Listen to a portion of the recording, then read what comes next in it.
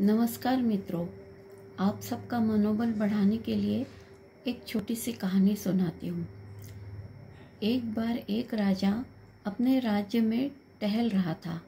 टहलते टहलते उसने सड़क के किनारे देखा कि एक फकीर माटी में बैठा, माटी को हाथ में लेके माटी से बालक की तरह खेल रहा था।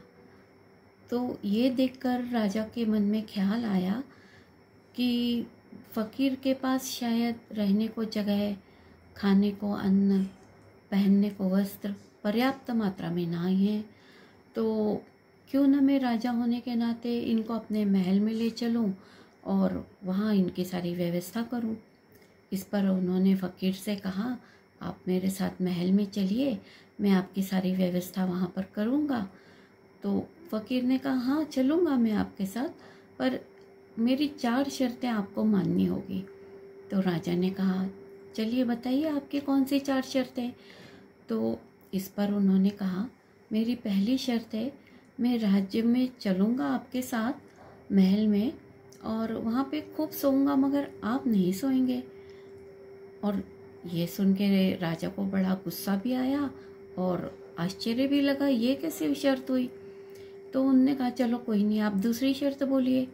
इस पर उन्होंने कहा, मैं बहुत अच्छा खाना खाऊंगा मगर आप नहीं खाएंगे। और तीसरी शर्त है, मैं बहुत अच्छे वस्त्र पहनूंगा और आप नहीं पहनेंगे। और चौथी और सबसे महत्वपूर्ण शर्त मेरी यह है कि आप 24 घंटे मेरे साथ रहेंगे।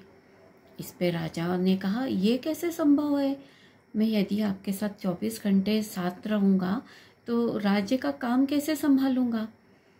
इस पर फ़कीर ने कहा, आप राजा होकर ये सब नहीं कर सकते तो फिर मैं आपके साथ क्यों चलूं महल।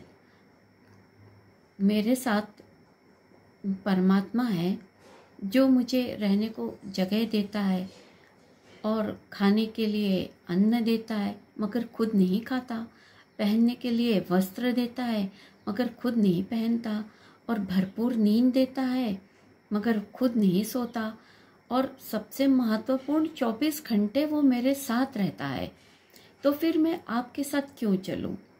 यह सुन के राजा को बड़ी शर्म आई और बड़ा शर्मिंदा हुआ और उन्होंने फ़कीर से माफ़ी मांगी।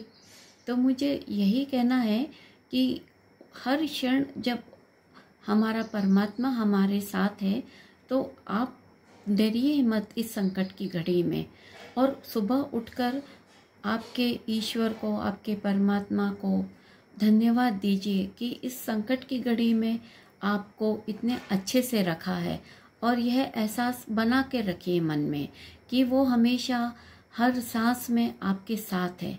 नमस्कार।